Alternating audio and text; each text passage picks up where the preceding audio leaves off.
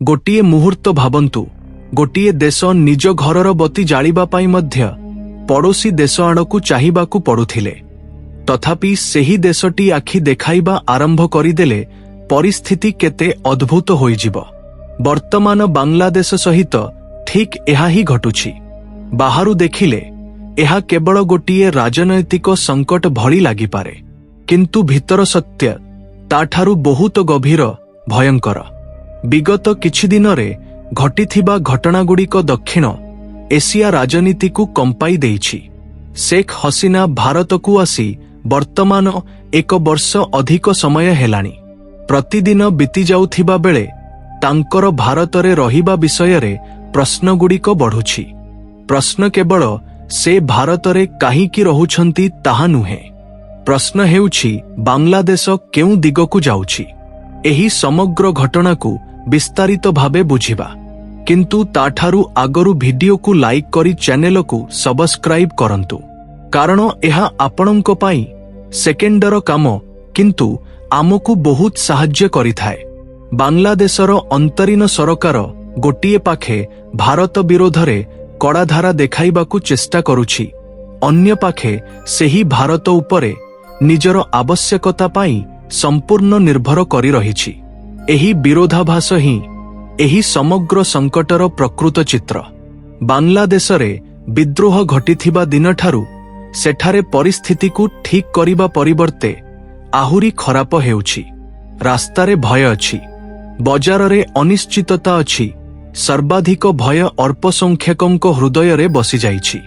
ହିନ୍ଦୁମାନେ ଏବଂ ଅନ୍ୟ ଅଳ୍ପ ସଂଖ୍ୟକମାନେ ନିଜକୁ ଅସୁରକ୍ଷିତ ଅନୁଭବ କରୁଛନ୍ତି। ସମ୍ପ୍ରତି ହିନ୍ଦୁମାନଙ୍କ ସହ ଘଟିଥିବା ଘଟଣାଗୁଡ଼ିକ ବିଶ୍ୱକୁ ଆଶ୍ଚର୍ଯ୍ୟ କରିଦେଇଛି। ସେଠାରେ ସେମାନଙ୍କ ଉପରେ ନିରନ୍ତର ଘଟୁଥିବା ଅତ୍ୟାଚାରଗୁଡ଼ିକ ବିଷୟରେ ଖବର ଆସୁଛି। ଏସବୁ ମଧ୍ୟରେ ସରକାରୀ ନିୟନ୍ତ୍ରଣ ଦୁର୍ବଳ ଦେଖାଯାଉଛି। ବର୍ତ୍ତମାନ ସେହି ବିଷୟକୁ ଆସନ୍ତୁ ଯାହା ବାଂଲାଦେଶକୁ ପୁଣି ଭାରତଦ୍ରୋହ ଉପରେ ଆଣିଦେଇଛି।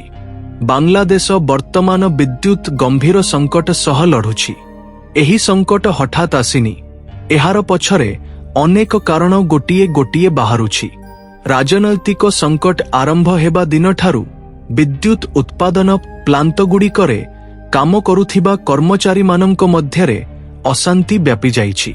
କେଉଁଠି ଧର୍ମଘଟ ଆରମ୍ଭ ହେଲା, କେଉଁଠି କାମ କରିବାକୁ ଇନକାର, କେଉଁଠି ସୁରକ୍ଷା ଭୟ। ଏହାର ସିଧା ପ୍ରଭାବ ବିଦ୍ୟୁତ୍ ଉତ୍ପାଦନ ଉପରେ ପଡ଼ିଛି। ପୂର୍ବରୁ ଠିକ୍ ଚାଲୁଥିବା ପ୍ଲାଣ୍ଟଗୁଡ଼ିକ ବର୍ତ୍ତମାନ ପୂର୍ଣ୍ଣ କ୍ଷମତାରେ ଚାଲିପାରୁନାହାନ୍ତି। କିନ୍ତୁ ଏହା କେବଳ ମାନବ ଶକ୍ତି ସମସ୍ୟା ମାତ୍ର ନୁହେଁ। ପ୍ରକୃତ ସମସ୍ୟା ହେଉଛି କୋଇଲା। ବାଂଲାଦେଶ ନିଜର ବିଦ୍ୟୁତ୍ର ବଡ଼ ଅଂଶ କୋଇଲା ଆଧାରିତ ପାର ପ୍ଲାଣ୍ଟଗୁଡ଼ିକରୁ ଉତ୍ପାଦନ କରେ। ଏଥିପାଇଁ କୋଇଲା ଆମଦାନୀ କରିବାକୁ ପଡ଼େ। ଅଧିକାଂଶ କୋଇଲା ଇଣ୍ଡୋନେସିଆ, ଦକ୍ଷିଣ ଆଫ୍ରିକା ଏବଂ ଅଷ୍ଟ୍ରେଲିଆରୁ ଆସେ। ଭାରତ ମଧ୍ୟ କିଛି କୋଇଲା ରପ୍ତାନି କରେ, କିନ୍ତୁ ତାହା ମୋଟ ଆବଶ୍ୟକତାର ଛୋଟ ଅଂଶ ମାତ୍ର। ବର୍ତ୍ତମାନ ବାଂଲାଦେଶରେ ପରିସ୍ଥିତି ଖରାପ ହେବା ପରେ ବନ୍ଦର ଏବଂ ଲଜିଷ୍ଟିକ୍ସ ଉପରେ ପ୍ରଭାବ ପଡ଼ିବା ନିଶ୍ଚିତ। ଆମଦାନୀ ରପ୍ତାନି ପ୍ରାୟ ବନ୍ଦ ହୋଇଯାଇଛି। ଜାହାଜଗୁଡ଼ିକର ଗତି ଧୀର, ଅନେକ ଶିପମେଣ୍ଟ ସମୟରେ ପହଞ୍ଚି ନାହିଁ। ଫଳରେ କୋଇଲା ଯୋଗାଣ ହଠାତ୍ କମିଯାଇଛି। ପରିସଂଖ୍ୟାନ କହୁଛି ବିଗତ 1 ବର୍ଷରେ ବାଂଲାଦେଶର କୋଇଲା ଆମଦାନୀ ମିଲିୟନରୁ ମିଲିୟନ ପର୍ଯ୍ୟନ୍ତ ବଢ଼ିଛି। ଅର୍ଥାତ୍ ବାଧ୍ୟ ହୋଇ 2 ଗୁଣରୁ ଅଧିକ କୋଇଲା କିଣିବାକୁ ପଡ଼ିଛି। କିନ୍ତୁ ଏଠାରେ ମଧ୍ୟ ସମସ୍ୟା ଶେଷ ହୋଇନି। କୋଇଲା କିଣିବାକୁ ଡଲାରରେ ଦେୟ ଦେବାକୁ ପଡ଼େ। ଏଠାରେ ଡଲାର ସଙ୍କଟ ପ୍ରବେଶ କରୁଛି। ବାଂଲାଦେଶ ବିଗତ ବର୍ଷରୁ ଡଲାର ଅଭାବ ସହ ଲଢ଼ୁଛି। ବିଦେଶୀ ମୁଦ୍ରା ଭଣ୍ଡାର ନିରନ୍ତର କମୁଛି। ଖଜାନାରେ ଡଲାର କମ୍ ଥିଲେ ଅନ୍ତର୍ଜାତୀୟ ବାଣିଜ୍ୟ ସ୍ୱୟଂ କଷ୍ଟକର ହୋଇଯାଏ। କୋଇଲା କିଣିବା, ଇନ୍ଧନ ଆଣିବା କିମ୍ବା ଯେକୌଣସି ଆବଶ୍ୟକୀୟ ଆମଦାନୀ ଦେୟ ସବୁଆଡ଼େ ସମସ୍ୟା ଆସେ। ଫଳରେ ବାଂଲାଦେଶ ଚାହିଁଥିବା ପରିମାଣର କୋଇଲା ଆମଦାନୀ କରିପାରିନି। କୋଇଲା ନଥିଲେ ବିଦ୍ୟୁତ୍ କିପରି ଉତ୍ପାଦନ ହେବ? ଫଳସ୍ପଷ୍ଟ ଲୋଡସେଡିଂ, ପାରକଟ ଏବଂ ଶିଳ୍ପ ଉପରେ ପ୍ରଭାବ। ଏଠାରେ ଗୋଟିଏ ବଡ଼ ପ୍ରଶ୍ନ ଉଠୁଛି। ନିଜର ମୌଳିକ ଆବଶ୍ୟକତା ମଧ୍ୟ ନିଜେ ପୂରା କରିପାରୁନଥିବା ଦେଶ ଭାରତ ସହ ପ୍ରତିଯୋଗିତା କରିବାର ଚିନ୍ତା କିପରି କରୁଛି।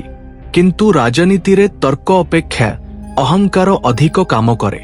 ଅନ୍ତରୀଣ ସରକାର ବୋଧହୁଏ ଭାରତକୁ ଭୟ କରୁନଥିବା ଦେଖାଇବାକୁ ଚାହୁଁଛି, କିନ୍ତୁ ଗ୍ରାଉଣ୍ଡ ରିଆଲିଟି ଅଲଗା କାହାଣୀ କହୁଛି। ବିଦ୍ୟୁତ ସଙ୍କଟ ଗଭୀର ହେବା ସହ ସହ ବାଂଲାଦେଶର ଦୃଷ୍ଟି ଭାରତ ଆଡ଼କୁ ଫେରିଛି।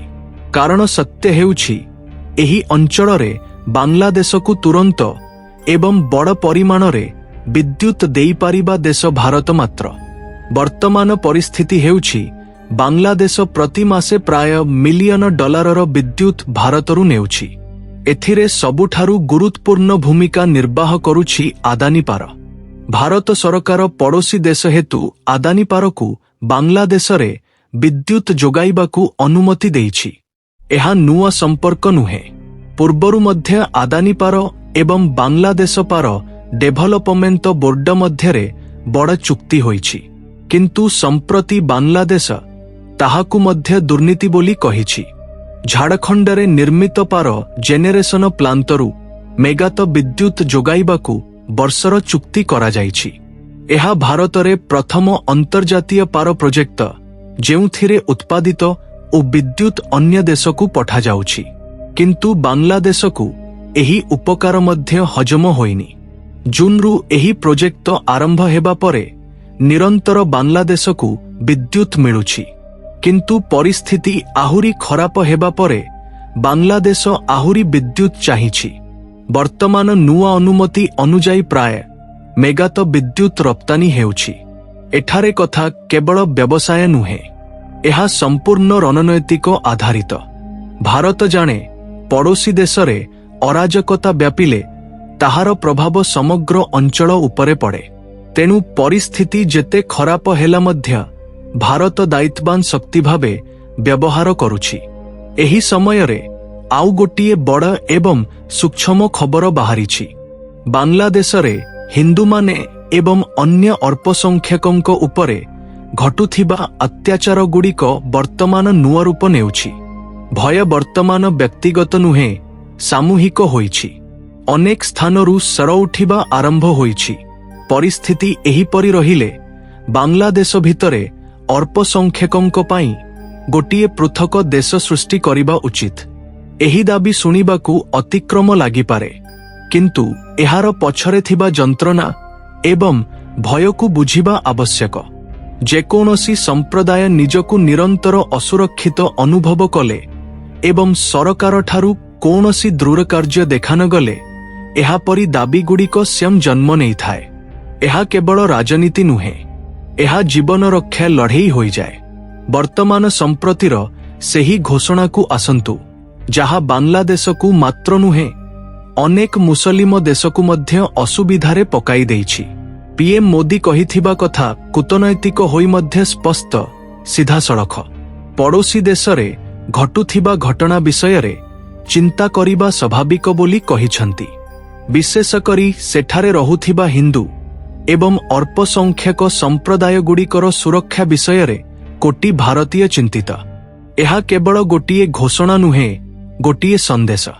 ପିଏମ୍ ମୋଦି ଆହୁରି ସ୍ପଷ୍ଟ କହିଛନ୍ତି, ଭାରତ ସବୁବେଳେ ନିଜ ପଡ଼ୋଶୀ ଦେଶଗୁଡ଼ିକ ସୁଖ, ଶାନ୍ତି ଏବଂ ଉନ୍ନତି ପଥରେ ଚାଲିବାକୁ ଚାହାନ୍ତି।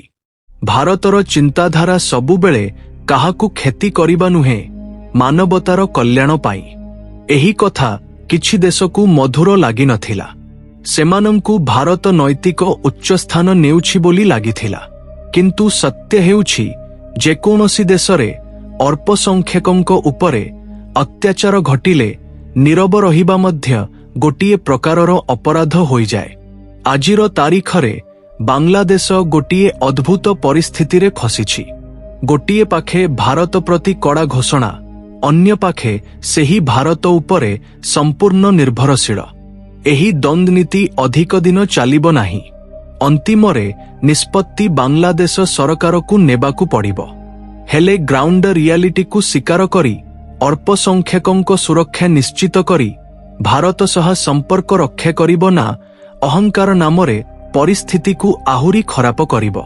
ବର୍ତ୍ତମାନ ଆପଣଙ୍କଠାରୁ ପ୍ରଶ୍ନ, ଏସବୁ ଚାପ ପରେ ବାଂଲାଦେଶ ସରକାର ପ୍ରକୃତରେ ହିନ୍ଦୁ ଏବଂ ଅଳ୍ପସଂଖ୍ୟକଙ୍କ ସୁରକ୍ଷା ପାଇଁ କିଛି ବଡ଼ ପଦକ୍ଷେପ ନେବ ବୋଲି ଆପଣଙ୍କୁ ଲାଗୁଛି ନା ଏସବୁ କେବଳ ଘୋଷଣା ଏବଂ ପ୍ରତିଶ୍ରୁତିରେ ସୀମିତ ରହିବ?